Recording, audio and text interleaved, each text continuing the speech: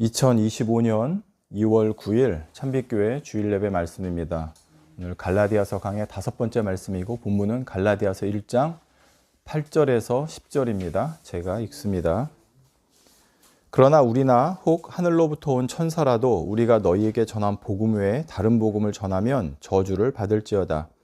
우리가 전에 말하였거니와 내가 지금 다시 말하노니 만일 누구든지 너희의 받은 것 외에 다른 복음을 전하면 저주를 받을지어다. 이제 내가 사람들에게 좋게 하랴 하나님께 좋게 하랴 사람들에게 기쁨을 구하랴 내가 지금까지 사람의 기쁨을 구하는 것이었다면 그리스도의 종이 아니니라. 아멘. 오늘 이제 벌써 갈라디아서 강의 5번째 시간인데요.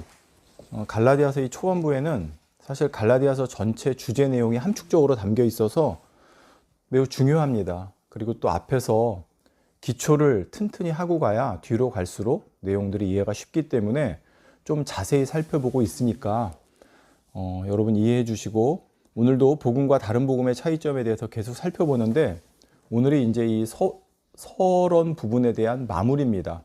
오늘 말씀이 되게 중요하고 또 지금까지 앞에 말씀을 들어오신 분은 오늘 말씀을 들으면서 이게 전체적인 좀 그 복음과 다른 복음의 차이점에 대해서 맥이 좀 잡힐 수 있는 시간이니까 다른 시간도 그렇지만 오늘은 조금 더 집중해서 중요한 말씀이구나, 이게 서론 부분이 마무리되고 정리되는 시간이구나, 이렇게 아시고 여러분 들으시면 되겠습니다. 자, 제가 비유를 하나 들겠습니다. 자, 대학 입시를 준비하는 한 학생이 있습니다. 어디에 원서를 써야 될까, 내 실력이 될까 말까 고민하고 있는데 누군가 그 학생에게 와서 원서 한 장을 줍니다. 그리고는 하는 말이 이 원서 써서 내기만 하면 당신은 합격시켜 주겠습니다 하는 거예요. 그 원서를 보니까 그냥 저기 후진 대학도 아니고 최상위 대학의 원서였어요. 자, 만약 여러분이 이 상황에서 이 학생이면 여러분 어떻게 하시겠습니까? 자, 1번, 이거 완전 사기꾼이네. 세상에 원서만 내면 그 좋은 대학에 그냥 붙여준다고? 말이 돼? 2번, 뭐 손해볼 거 없으니 한번 써보지 뭐. 3번, 우와 신난다. 나 이제 이 원서만 쓰면 난 저 대학에 합격했어. 무조건 합격이야. 자, 여러분은 1번, 2번, 3번 중에 어디에 속할 것 같습니까? 이 차이점은 이해되시죠? 요게. 자, 저는 어쩌면 대부분의 사람들은 이런 생각을 하지 않을까 싶습니다. 자, 대부분의 사람들은 야, 세상 말로 죽어라 공부해도 들어가기 어려운 대학을 원서만 써서 내면 합격시켜 준다고? 야, 저거 분명히 나중에 와서 딴 말 할 거야. 뭔가 꿍꿍이가 있을 거야. 아니, 어떻게 아무런 자격이나 조건도 따지지 않고 원서만 써서 내면 합격시켜줘? 그래도 내 편에서 최소한 뭐가 해야 되는 거 아니겠어? 저는 대부분의 뭐 일반적인 상식적인 선에서 생각하는 사람이라면 이런 생각을 하기가 쉽지 않을까? 저는 생각해 봅니다. 자, 그 다음에 이번에는 이 대학에 이미, 그 대학에 이미 합격해 있는 학생들이 지금 이 상황을 봤을 때 그들은 어떻게 반응할까 한번 보겠습니다. 자, 자기들은 정말 힘들게 공부해서 어렵게 그 대학에 들어갔는데 저 사람이 공부를 잘하는지 못하는지 검증도 안 됐고 이 최상위 학교인 우리 학교에 들어올 자격이 되는지 안 되는지도 모르는 사람에게 원서만 줘서 쓰면 무조건 합격시켜 준다고 하니까 이게 인정이 되겠습니까? 이게 순순히 받아들여질까요? 그게 정말 사실이라면 아마 분통이 터지지 않을까 싶습니다. 왜 나는 이렇게 공부했는데, 그래서 들어왔는데 쟤는 그냥 들어온다니. 자, 이게 비유인데요.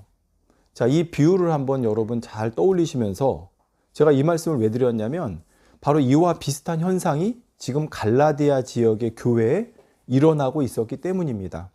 무슨 얘기인지 보십시오. 바울이 처음 복음을 전했을 때 갈라디아 교회 성도들은 복음을 받아들였을 때 그들에게는 은혜와 평강이 넘쳤습니다.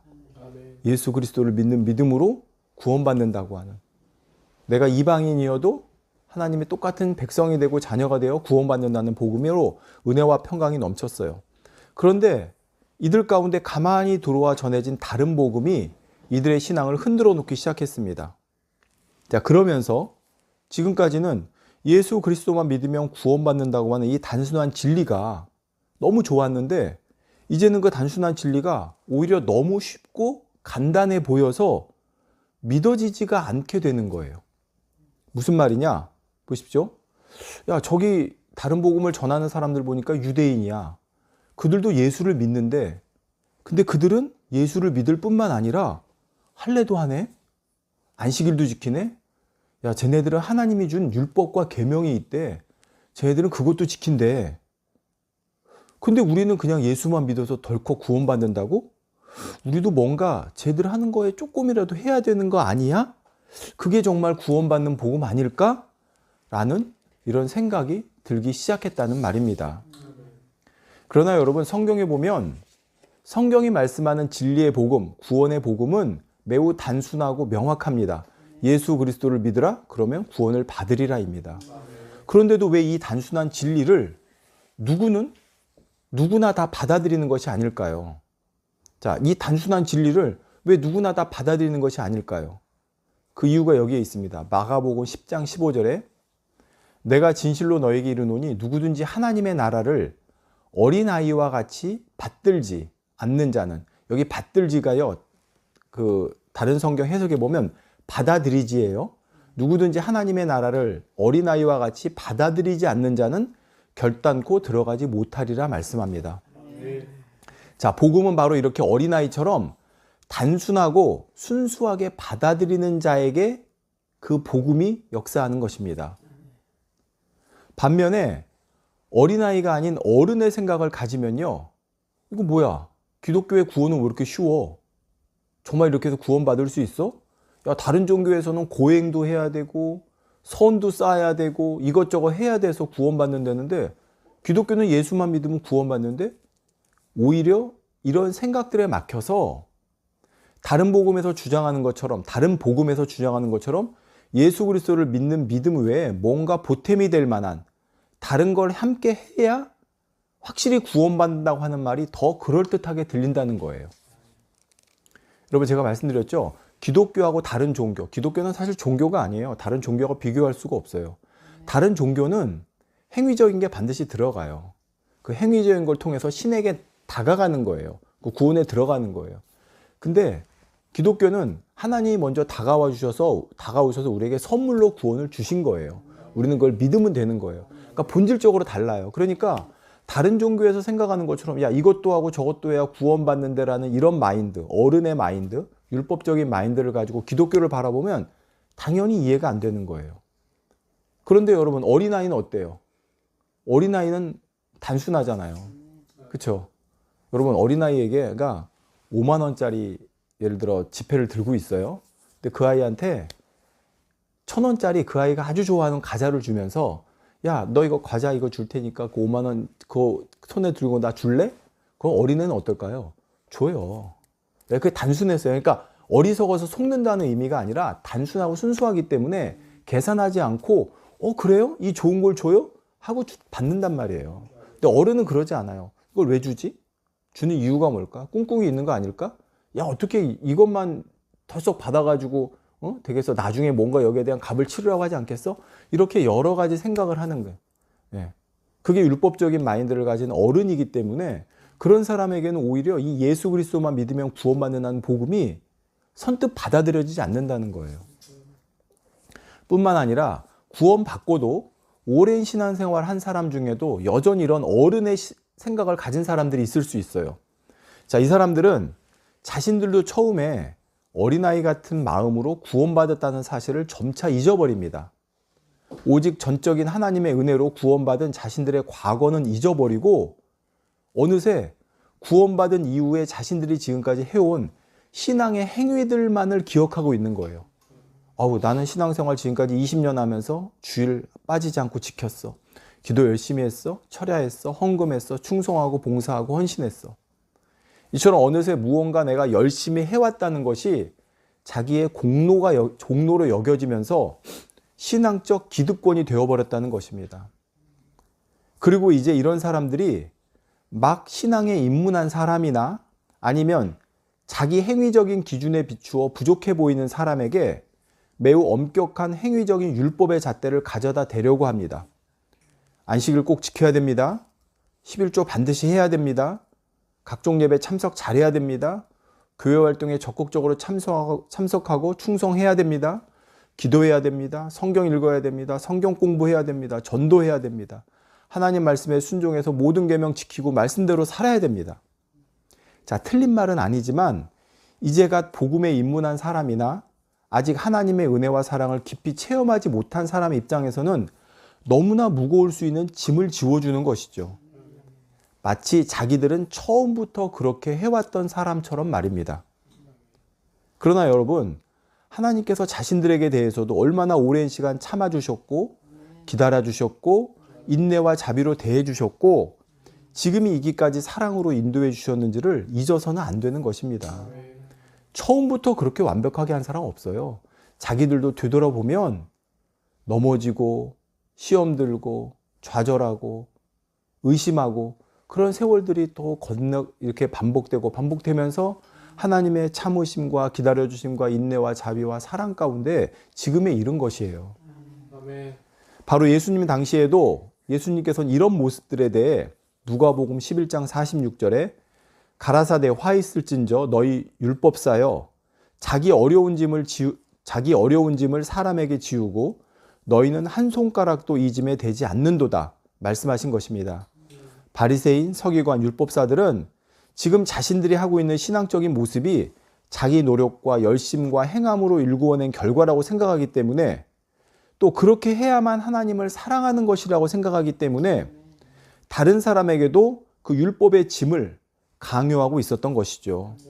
그러나 그들은 하나님을 사랑해서 한 신앙의 행위도 아니었고 하나님의 은혜를 깨달아서 한 행위도 아니었습니다. 그렇기 때문에 예수님께서는 그들의 행위를 외식이라고 말씀하신 거예요.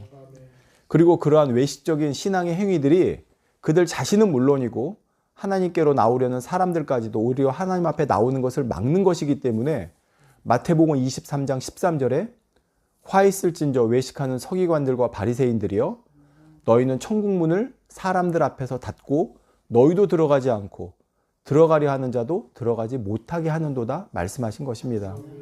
이게 지금 다른 복음에도 그대로 적용되는 거예요. 성도 여러분, 사도 바울 당시는 물론이고 오늘날에도 왜 사람들이 다른 복음에 빠질까요? 그 이유는 십자가의 복음을 순수하게 받아들이는 것보다 율법의 행위가 더해져서 구원받는다고 하는, 즉 내 편에서 뭔가 보태서 구원받는다고 하는 말이 훨씬 그럴듯해 보이고 쉽기 때문입니다. 자, 그냥 예수 믿으면 구원받는다고 하는 복음이 더 쉬운 거 아닌가요? 굳이 왜 다시 힘든 율법을 지켜야 구원받는다고 하는 율법주의로 돌아가려고 하는 것일까? 이렇게 반문할 수 있는데 앞서 말씀드린 대로 어린아이의 마음이면 당연히 복음이 더 쉬워요. 그런데 인간의 본성을 가진, 죄의 본성을 가진 사람한테는 복음이 더 쉽지가 않습니다.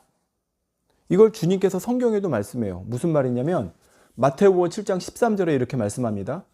좁은 문으로 들어가라. 멸망으로 인도하는 문은 크고 그 길이 넓어 그리로 들어가는 자가 많고 생명으로 인도하는 문은 좁고 길이 협착하여 찾는 이가 적음이라 했습니다. 여러분, 이게 주님께로 오는 길과 세상으로 가는 길에 대한 비유이기도 하지만요, 복음과 다른 복음의 비유이기도 해요. 여러분, 복음이 쉬워 보이죠? 그럼 그냥 복음으로 하면 되잖아요. 예수 믿으면 구원받아. 단순하게 믿으면 되잖아요. 근데 왜 이걸 안 택할까요? 그게 쉽지 않기 때문이에요. 쉬워 보이는데 쉽지가 않아요. 무슨 말인지 제가 설명을 드릴게요. 복음은 앞서도 여러 번 말씀드린 대로 오직 하나님의 은혜로 사는 것입니다. 구원은 물론이고 구원받은 이후에도 오직 모든 것을 하나님의 은혜로만 가능하다고 고백하는 것이죠. 그래서 복음은 내가 없고 하나님의 은혜로 하는 거예요. 그런데 이렇게 하기 위해서는 내가 나의 주인이 아니라 주님이 나의 주인이 되셔야 합니다. 즉 나는 죽고 예수로 살아야 가능하다는 말이죠. 그리고 이 말은 다른 말로 하면 나의 모든 것을 내려놓고 포기해야 된다는 의미입니다. 여러분, 예수 믿고 구원받으세요 라고 하는 말이 듣기는 쉬운데 이 말에 담긴 의미가 뭐라고요? 나의 모든 것을 내려놓고 포기해야 된다는 의미라는 거예요. 그러니까 이게 어려운 거예요. 내가 뭔가 해보겠다는 마음, 내 힘과 능력으로 해보겠다는 마음, 내 지식과 경험을 동원해보겠다는 마음, 내가 뭔가 할 수 있겠다는 마음, 이런 마음까지도 다 내려놓아야 비로소 우리는 복음 안에서 진짜 하나님의 은혜로 살아갈 수 있기 때문입니다. 그런데 우리 본성은 그렇지가 않기 때문에 이 복음이 듣기는 쉬운데 실제로 이렇게 하는 게 어렵다니까요. 그래서 이 길을 안 가는 거예요.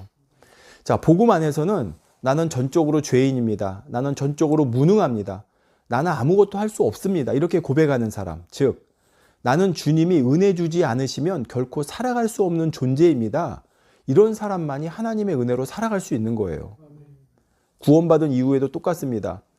이제 내가 구원받았으니 뭔가 좀 내 역할을 해봐야지 이런 사람이 아니라 여전히 나는 주님 없으면, 여전히 나는 주님 은혜 주지 않으시면, 여전히 나는 주님이 능력 주지 않으시고 붙잡아 주지 않으시면 아무것도 할 수 없습니다. 이런 사람만이 복음의 능력에 붙잡혀서 하나님의 은혜로 살아가는 거예요. 이처럼 자신의 죄를 철저히 인정하고 회개할 뿐만 아니라 날마다 나는 죄 가운데서 내 힘으로는 벗어날 수 없는 존재라고 시인하고 고백하며, 그렇기 때문에 주님의 은혜를 붙잡고 능력 주시지 않으면 안 된다고 고백하는 사람이 복음의 필요성을 절실히 느끼는 사람이고, 그래야 우리는 하나님의 은혜로 살 수 있는 거예요. 여러분, 우리가 하나님의 은혜로 산다니까 이게요 그냥 편한 게 아니에요. 하나님의 은혜로 산다니까 여러분, 그러니까 복음이 너무 단순하고 복음이 어떻게 보면 명확한데, 이게 아까 말씀드린 대로 왜 이 길을 찾는 사람이 적다고 했느냐, 듣기는 쉬운데 막상 해보니까 어려운 거예요. 그래서 그런 거예요. 여러분, 하나님의 은혜로 산다, 쉽죠. 야, 하나님이 다 해주신데 하나님의 은혜로 사는 거래, 내가 할 건 없대. 여러분, 쉬워 보이죠? 아니에요. 하나님의 은혜로 살기 위해서는 앞에 이런 것들이 돼야 되겠어요. 하나님의 은혜로 살려면 하나님의 복음의 필요성을 전적으로 느껴야 돼요. 하나님의 그 은혜의 필요성, 복음의 그 필요성을 느껴야 돼요. 근데 그러기 위해서는 나는 전적으로 무능합니다. 나는 죄인입니다. 이게 돼야 되는 거예요. 근데 사람은 그러고 싶지가 않거든요. 사람은. 자, 왜냐하면 사람은 자기가 주인이 되어 살아오던 습성이 그대로 남아 있습니다. 여전히 내가 주인 되어서 내 생각과 내 뜻과 내 원하는 대로 하려고 하는 거예요. 거기다 나의 경험과 지식과 능력에 의지하려고 합니다. 더욱이 사람은 본성적으로 내가 뭔가 할 수 있는 존재이고 괜찮은 존재라고 인정받고 싶어 해요. 여러분, 그러니까 사람이 이거 건드리면, 자존심 건드리면 사람이 발끈하잖아요. 왜? 아무리 못난 사람도요, 너 못났어 그러는 게 아니라 그래도 넌 괜찮은 존재야, 그래도 넌 뭔가 할 수 있는 존재야 라고 인정받고 싶어하는 마음이 사람에게 있어요. 왜? 내가 내 주인으로 살았기 때문에 그런 거예요. 하나님이, 주님이 나의 주인으로 사는 사람은 야, 너는 아무것도 할 수 없어 그러면 당연히 그렇죠 이렇게 고백해요. 하나 자존심 상할 것도 없어요. 그렇죠, 내가 어떻게 해요, 완전히 무능한데 하나님이 해주셔야죠. 그런데 내가 주인 되어 사는 사람은 너는 무능해 그러면 뭘 내가 무능해 이렇게 된다니까요. 자, 그러니 너는 철저히 죄인이야, 너는 아무것도 할 수 없어 이런 말보다는 너도 노력하면 괜찮은 사람이야, 너도 이 정도는 할 수 있어, 이런 말을 듣고 싶어 한다는 것입니다. 바로 다른 복음은 사람의 이러한 본성을 강화시켜요. 그래서 하나님의 은혜로 살지 못하도록 막는 게 다른 복음이에요. 이걸 우리가 알아야 돼요. 복음과 다른 복음의 차이점. 복음은 우리로 하여금 날마다 더 하나님의 은혜로 살아가게 만드는데, 다른 복음은 너 괜찮은 사람이야, 너 할 수 있어, 너 이 정도는 할 수 있잖아, 이렇게 오히려 함으로써 그 사람이 자기가 하려고 하는 걸 강화시켜줘요. 자기 본성을. 그래서 오히려 하나님을 의지하지 않게 만든다니까요.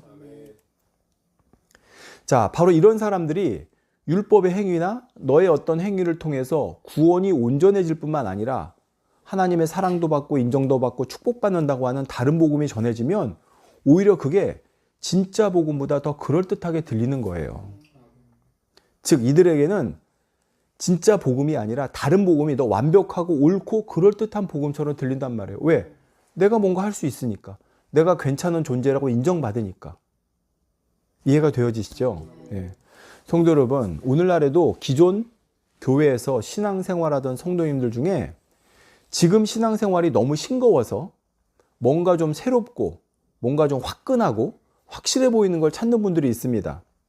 물론 그분들이 지금 신앙생활하는 교회에서 그분들로 하여금 충분히 복음의 은혜와 능력을 체험할 수 있도록 가르치고 이끌어줬다면 좋겠지만, 그렇지 못한 경우도 있겠고, 또 복음의 은혜와 능력을 가르쳐줬음에도 성도표에서 깨닫지 못하거나 만족하지 못하는 경우도 있을 수 있어요.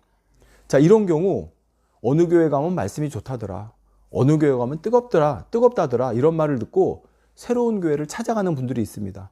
물론 그럴 수 있죠. 내 신앙의 뜨거움을 위해, 충만함을 위해 그걸 제가 말린다는 건 아니에요. 근데 그럴 때 분별을 해야 된다는 거예요.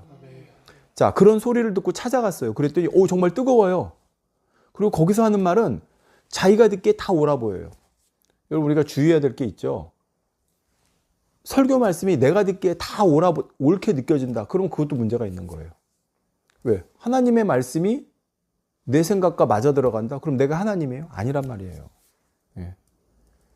처음에는 오히려 말씀이 내 생각과 안 맞아야 돼요. 그러다 점점 맞아가게 되는 거예요. 왜? 내가 하나님의 뜻과 마음을 알아갈수록. 예. 자, 그런데 지금 이제 요건 좀 다른 얘기일 수 있지만, 자, 뜨겁다고 그래서 말씀이 좋다고 해서 갔더니 정말 그런 것 같아요. 거기서 말씀은 이래요. 불같이 기도해야 됩니다. 죄를 버리고 거룩한 삶을 살아야 됩니다. 여러분, 저 옆 동네처럼 대충 신앙생활해서 구원 못 받습니다. 저 옆 동네처럼 신앙생활하는 게 어떻게 구원받은 성도를 할 수 있겠습니까? 이렇게 말을 하는데 그 말이 맞는 것 같아요. 그치, 어떻게 대충해서 구원받아. 어떻게 저렇게 신앙생활하는데 그걸 구원받은 성도를 할 수 있어. 여러분들, 이 말이 되게 위험한 말이에요. 위험한 말이에요. 여러분, 여기 보세요. 대충해서 신앙생활을 못 받습니다. 구원 못 받습니다. 그렇게 저렇게 저 교회 성도들처럼, 다른 동네 성도들처럼 저렇게 신앙생활하는데 어떻게 구원받습니까? 지금 이 기준이 뭐예요? 구원의 기준이 행위잖아요. 자기복이잖아요. 구원은 복음이 있냐 없냐로, 복음이 그들에게 있냐 없냐로 정해지는 거예요. 근데 지금 여기는 복음이 있나 없나로 정하는 게 아니라 우리가 저들보다 더 열심 내고 있으니까, 우리가 저들보다 더 율법적인 행위를 잘하고 있으니까, 우리가 저들보다 더 뜨거우니까, 그러니까 저들은 엉터리고 우리는 진짜다, 이렇게 지금 가르고 있잖아요. 근데 여기에 율법주의적인 성향을 가진 사람은 그런 데 가면 그게 맞아 보인다니까요. 저쪽 교회에서는 여러분 기도해야 됩니다라고 끝났는데 여기서는 막 기도할 수 있도록 막 묶어줘요. 새벽 기도, 철야 기도 막 하고 체크도 해주고 뭐 해주고, 그래서 어떻게든 참여하게 해줘요. 그러니까 이게 더 맞는 것 같아요. 그게 더 옳아 보여요. 저기서는 주일 한번 어겼을 때 성도님 주일 어기시면 안 돼요. 우리가 주일을 잘 지켜서 하나님 앞에 나와야 됩니다 했는데, 여기는 주일 지키면 구원 못 받아요. 주일은 절대 지켜야 되는데 그 말이 더 맞는 것 같아요. 그치, 주일은 절대 빼먹으면 안 되지. 큰일 날 것 같이 말해요. 여기가 더 옳아 보여요. 자, 복음이 있냐 없냐, 예수 그리스도가 있냐 없냐, 예수 그리스도를 통한 구원을 말하느냐 아니냐가 아니라 지금 뭘로 구분하고 있어요. 누가 더 열심히 행위하고 있느냐, 누가 더 계명의 율법의 행위를 잘 지키고 있느냐, 못 지키고 있느냐, 이걸 가지고 구원이냐 아니냐를 얘기하고 있잖아요. 자, 그런데 이런 말에 율법주의적인 성향을 가진 사람은 이렇게 된다니까요. 맞아. 이제야 내가 제대로 된 교회 만났네. 그치, 내가 뭔가 해야 되는 게 맞지. 이 정도는 뜨거워야지. 가만히 앉아서 주님 믿습니다 기도만 해서 그걸로 뭐가 되겠어. 그리고 이제 새로 옮긴 교회에서 새벽 기도하고 철야하고 금식 기도하고 전도하고 충성하고 봉사하니 교회와 사람들로부터 칭찬받습니다. 아우, 집사님 하늘의 상이 크겠어요. 아우, 하나님께서 집사님 얼마나 기뻐하시겠어요. 집사님 같은 분이 구원받은 성도죠. 집사님 같은 분이 하늘에서도 큰 자 되고 영광 받는 거에 당연하죠. 자, 이런 말을 들을 때 이제야 비로소 내가 인정받는 것 같고, 이제야 비로소 내가 뭔가 좀 된 것 같은 기분이 듭니다. 그러다 보니까 이전에 다니던 교회 성도들을 다시 봤을 때 저들은 전부 다 잘못된 신앙생활하는 것 같고, 지금 내가 다니는 교회야말로 진짜 교회고 여기 다녀야만 구원받을 것 같고, 그래야 내가 장차 천국에서도 큰 상과 귀한 대접을 받을 것 같다는 확신이 드는 것이죠. 성도 여러분, 물론 복음 안에서도요, 신학적 열심 내야 되고 선한 행위하는 거 옳습니다. 해야 됩니다. 주님이 그렇게 말씀하셨어요. 성경에 그렇게 가르쳐요. 또 주일 지켜야 되고요, 하나님 앞에 헌금하고 기도하고 성경 읽어야 됩니다. 하나님 나라 위에 충성해야 되고 당연히 말씀대로 살고 계명 지키는 것도 해야 됩니다. 그러나 이것은 구원받은 하나님의 자녀가 점점 하나님의 자녀다움을 완성해가는 과정에서 하나님의 사랑을 깨닫고 더욱더 하나님을 사랑하게 되면서 하나님의 은혜로 해나가는 것들이에요. 이것이 결코 구원의 조건이나 구원을 유지해 나가는 조건으로 제시돼서는 안 되며, 또 그렇게 한다고 해서 그게 나의 자랑이나 공로가 되어서는 안 된다는 말입니다. 자, 또한 가장 중요한 것, 참교회와 거짓교회를 분별하는 가장 중요한 것은 이렇게 율법적이고 행위적인 걸 누가 더 열심히 하느냐, 누가 더 완벽하게 하느냐, 아니면 저긴 느슨하게 하고 못하느냐가 아니라 그 기준은 그 교회의 말씀에서 복음이 선포되고 있느냐, 또 그 교회 성도와 그 교회가 복음으로 살아가려고 하는 그 방향으로 나아가고 있느냐 아니냐, 이것이 기준이 되어야 한다는 것입니다. 여러분, 설령 복음으로 시작한 교회라 해도 그 교회 안에 다른 복음이 퍼지면 점점 복음이 사라지고 교회 안에서 행위적인 것들을 기준 삼아 서로가 서로의 신앙을 판단 정죄하며 점점 율법주의적인 신앙을 강요하는 잘못된 형태로 나타나게 된다는 것을 알아야 됩니다. 자, 그럼 여기서 한 가지 의문이 생길 수 있어요. 그럼 목사님, 그럼 율법주의적인 모습이 조금이라도 있는 곳은 그럼 복음적인 교회가 아닌가요? 우리 교회도 약간 율법주의적인 모습이 있는 것 같은데 그럼 우리 교회가 잘못된 건가요? 우리 교회에도 다른 복음이 있는 건가요? 이걸 잘 구분을 해야 돼요.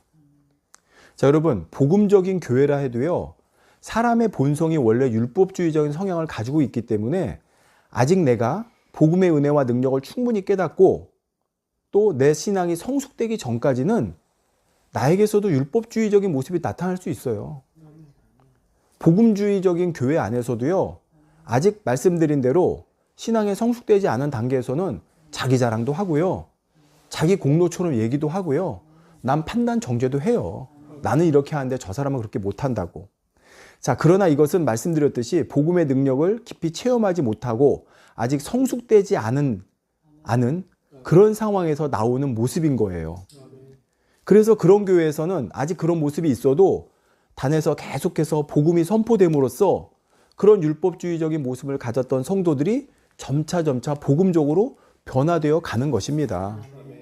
그리고 그럴 때까지는 아직 율법주의적인 성향을 가진 모습의 성도가 있어도 전에 말씀드렸잖아요. 아직은 신앙이 어려서 그렇구나 하고 이해해 주면서 오래 참아주고 기다리고 인내하며 그들이 오히려 복음의 능력을 더 체험하고 복음의 깊이를 더 깨달을 수 있도록 인도해주고 가르쳐주고 이끌어줘야 되는 게 맞는 거예요. 그러니까 복음주의적인 교회 안에는 율법주의적인 모습이 있어도 지금 이렇게 복음의 큰 틀 안에서 복음의 능력 안에서 그거를 복음적으로 점점 변화시켜가지고 끌어가요. 그러니까 복음주의적인 교회는 점점 가면 갈수록 복음의 성향을 더 많이 가진 성도들로 변화되어 가는 거죠. 그렇지만 새로 들어온 사람은 또 아직도 율법주의적인 성향이 있을 수 있어요. 근데 이미 복음주의적인 성향으로 무장된 사람들이 또 그분들을 품어주고 이끌어주면 또 그분들이 복음주의적인 성향으로 변화되어지고 이렇게 교회가 계속해서 율법주의적인 성향 사람이 들어와도 복음주의적인 교회 안에서 신앙생활하면 변화되어 가는 거. 이건 정상적인 거예요. 자, 그런데 다른 복음에서 주장하는 율법주의적인 건 이와 전혀 달라요. 이걸 구분해야 돼요. 다른 복음에서 주장하는 데서는요, 시간이 지날수록 어떻게 되냐? 오래된 사람 속으로 어떻게 되냐? 율법주의적인 신앙이 오히려 더 강화돼요. 이게 달라요. 아까 뭐라고 그랬어요? 복음주의적인 교회에서는 율법주의적인 성향을 가졌던 사람도 복음주의적으로 변하는데 다른 복음에 있으면 오히려 시간이 지날수록 율법주의적인 신앙이 강화된다니까요. 다른 복음에서는 또한 율법주의적인 모습이 복음을 훼손합니다. 어떻게 훼손하느냐?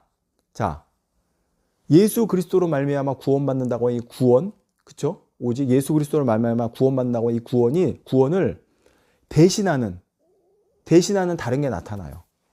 그게 뭐냐? 교리. 즉 행위 구원론적인 교리가 될 수도 있고요. 아니면 예수님과 동등한 지위에 가진 사람을 거기에 세우기도 하고요. 또는 예수 그리스도만 믿음으로 의롭다고 하는 복음과 거의 동등한 효력을 가지는 뭔가 그들이 만들어낸 거. 그게 여러분 천주교에서 종교개혁 일어나기 전에는 그게 뭐였어요? 그게 면죄부였잖아요. 예수 그리스도만 믿으면 구원받는데 이거는 돈 주고 면죄부를 사면 그와 대신한 효과를 나타내는 뭔가를 줬단 말이에요. 그러니까 어느 교회에서 예를 들어 헌금 많이 하면 마치 죄사함 받고 구원받는 것처럼. 그러니까 뭔가 다른 게 예수 그리스도를 믿는 믿음에 대한 복음을 대신하는 교리나 어떤 행위나 어떤 사람을 그와 동등한 위치에 놓음으로써 복음이 훼손되게 만드는 것. 이게 바로 다른 복음에서 나타나는 율법주의적인 모습의 형태라는 거예요. 아까 말한 복음주의 교회에서 나타나는 율법주의하고 전혀 다르다고 그랬죠. 자, 그래서 여러분 대표적인 게 이단이에요. 이단에 속한 사람들에게 얘기를 해요. 예수 그리스도를 믿는 믿음으로 구원받는 거예요 하면 그들이 뭐라고 그럴까요? 우리도 예수 그리스도 믿어요 이렇게 얘기해요. 그런데 문제는 뭐냐면 그들에게는 오직 예수 그리스도만 믿어서 구원받는 게 아니라는 데 있어요. 그러니까 이단이 이게 잘못된 거예요. 이단 여러분 물어보세요. 우리도 예수 그리스도 믿어요 그래요. 예수 그리스도 믿음으로 구원받죠 얘기해요. 근데 그 항상 뒤에 플러스 알파가 있다는 거예요. 그런데 거기에 특별한 교리. 예를 들어 뭐 하나님의 교회 같은 데는 뭐라고 그래요? 6월절 지켜야 된다. 구원받는다고 그러거든요. 예, 절기를 지켜야 된다. 만식교 이런 데 있잖아요. 또 안식을 지켜야 되는 거 얘기하고. 아니면 그 예수 그리스도만으로 충분하지 못한 어떤 부분을 대신해 줄 교주를 그 자리에 세워서 그 사람을 믿고 따르고 순종해야 구원받는다고 하는. 예. 즉 믿음을 완전케 완성시키는 다른 뭔가를 해야 한다고 가르치는 게 이단이에요. 그게 다른 복음의 가장 극단적인 형태가 이단인 거예요. 다른 복음을 놔두면 점점점 결국은 그 이단으로 갈 수밖에 없어요. 지금 갈라디아서에서 말씀하고 있는 다른 복음의 문제점이 이겁니다. 여러분 다른 복음을 전하는 이 사람들 예수 그리스도 믿는 사람들이라고 그랬죠. 그런데 그들은 그것만으로 충분하지 못하다고 가르치는 거예요. 예수 그리스도 믿는 믿음 외에 다른 걸 더 해야 된다고. 이건 단순히 교리적인 차이점이 아니에요. 본문 8절 9절에 다른 복음을 전할 때 저주를 받을지어다. 사도 바울이 재차 경고하고 있어요. 저주받는다는 말이 뭡니까? 구원 못 받는다는 거예요. 다른 복음을 전하고 있는 사람들도 분명히 예수 믿는 사람들인데 지금 사도 바울의 말씀에 비춰보면 구원을 못 받는다는 거예요. 그러니까 이게 두려운 거고 중요한 거예요. 다른 복음에 물들면 구원과도 관련이 있기 때문입니다. 이러한 다른 복음을 이렇게 다른 복음이 변질되면서 나타나는 가장 극단적인 게 이단인 것이고요. 그런데 이단도 처음부터 자기들이 이단 되겠다고 작정해서 그렇게 했겠습니까? 아니에요. 그들도 처음에는 성령으로 시작해서 복음 안에서 예수 그리스도를 믿는 믿음으로 출발했을 수 있어요. 근데 점차 변질되다 보니까 예수 그리스도를 믿는 믿음 외에 다른 것을 구원의 조건으로 더해지면서 잘못된 길로 빠지고 만 것입니다. 그렇기 때문에 사도 바울은 다른 복음의 위험성을 너무나 잘 알기 때문에 갈라디아서 3장 3절에 너희가 이같이 어리석으냐? 성령으로 시작하였다 이제 육체로 마치겠느냐? 이게 바로 이 얘기예요. 너희가 복음 안에서 성령으로 시작하였다가 이제 다른 복음에서 말하는 육체, 행위, 뭔가 거기에 더하는 이런 걸로 마치겠느냐 말씀하고 있는 겁니다. 자, 그런데 지금 이렇게 복음을 변질시킨 다른 복음, 이게 갈라디아 교회에 들어왔단 말이에요. 그리고 그들은 이렇게 얘기합니다.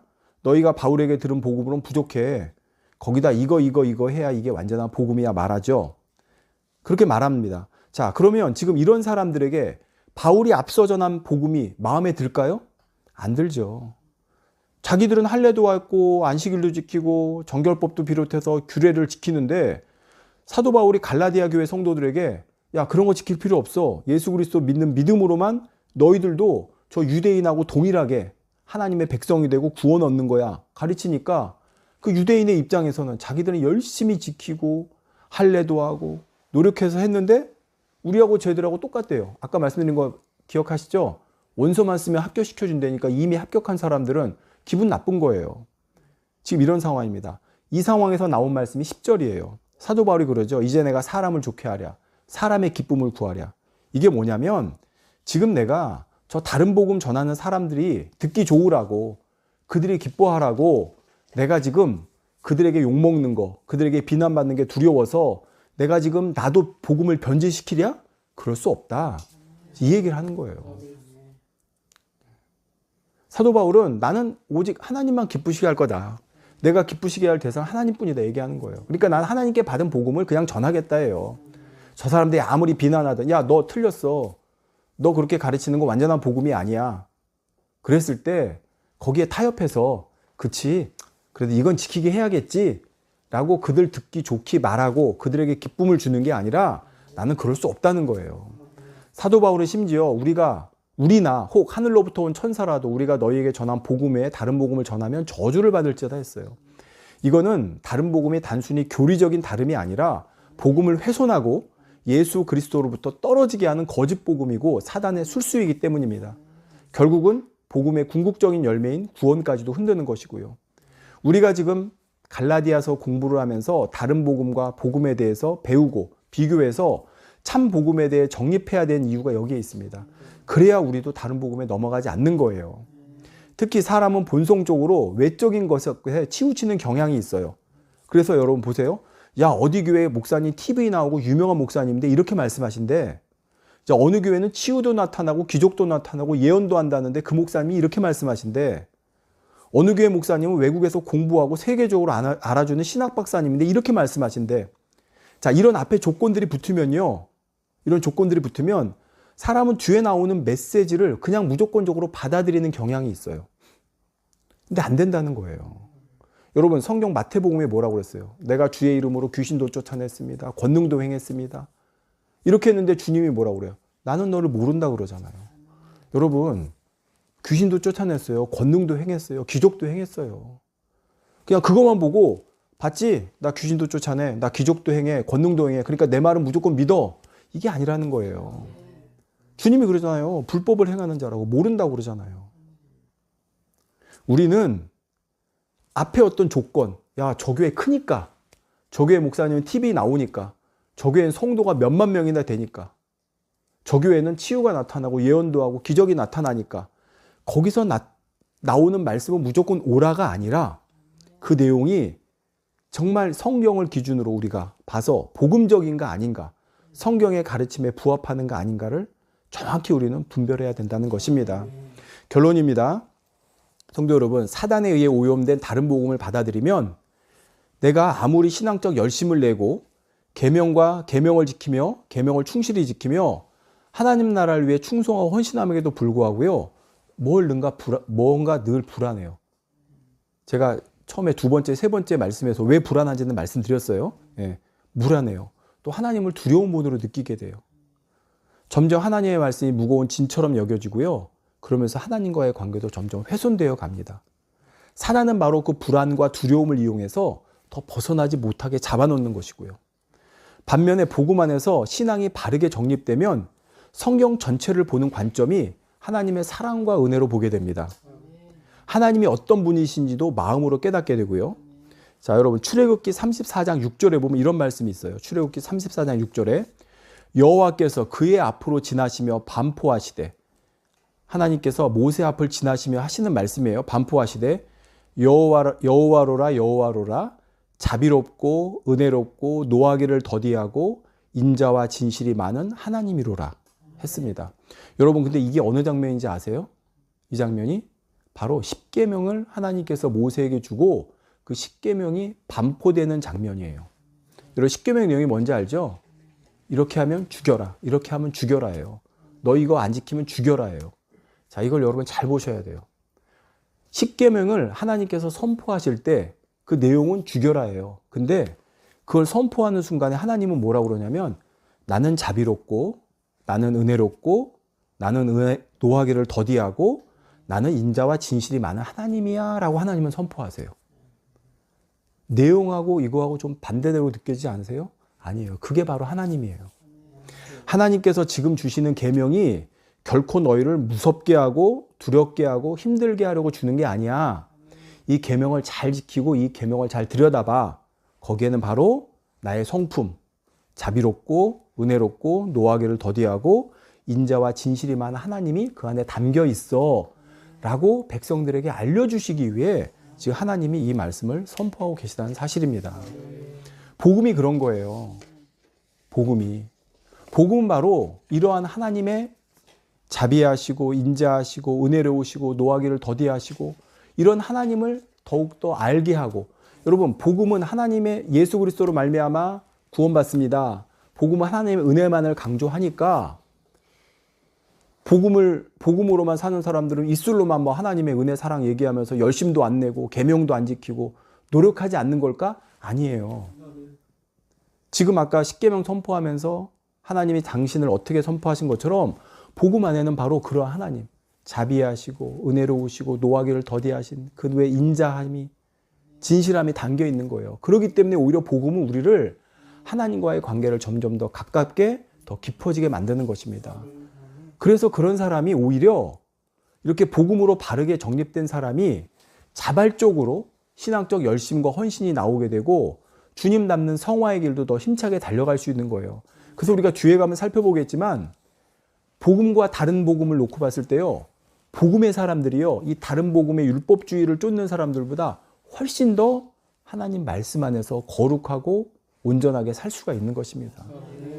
이번 한 주간도 우리가 이렇게 나를 내 안에서, 내 삶 가운데서 세세하게 역사하시는 그 하나님의 은혜를 체험하는 저와 여러분 모두가 될 수 있기를 바라겠습니다. 그래서 우리로 하여금 그걸 체험하면 체험할수록 더욱더 주님에 대한 열심을 가지고 주님께로 더 가까이 나아가는 바로 복음의 능력이 우리 삶 가운데 풍성히 나타나는 한 주가 되기를 주님의 이름으로 기원드리겠습니다. 함께 기도하시겠습니다. 사랑의 아버지, 감사합니다. 우리가 복음을 알아야 되는 이유가 여기에 있습니다. 아버지, 복음은 은혜 하니까 우리가 그냥 철없는 어린아이처럼 야, 난 구원받았으니까 하나님이 다 해주시니까 난 아무것도 안 해도 돼, 이것이 아니라 복음이 정말 무엇인지를 깨닫는다면, 그 복음의 신앙으로 바르게 정립된 사람이라면 하나님의 은혜와 자비와 그 긍휼과 아버지의 그 너무나 그 풍성한 아버지의 그 깊은 마음을 깨달아 더욱더 주님과 가까워지고 깊어짐으로 말미암아 오히려 하나님께 더 헌신하고 하나님을 더 사랑하게 되고, 그래서 주님 닮는 길로 더 힘차게 달려갈 수 있다는 말씀, 아버지 오늘 말씀의 결론입니다. 이 말씀을 통해서 우리가 삶 가운데 체험하게 하소서. 우리 삶 가운데 세세하게 아버지는 분명히 역사하십니다. 내가 어떤 자인지, 내가 어떤 사람, 내가 어떤 하나님인지 너희가 체험해봐라 하시며 우리 삶 가운데 역사하시는 아버지의 그 세세한 손길을 깨닫고 체험해 나가는 한 주간 되게 하시고, 그래서 이 복음의 능력으로 우리의 삶이 더 풍성해질 수 있도록 주님 도우시고 함께해 주시기 원합니다. 우리 주 예수 그리스도의 이름으로 기도합니다. 아멘.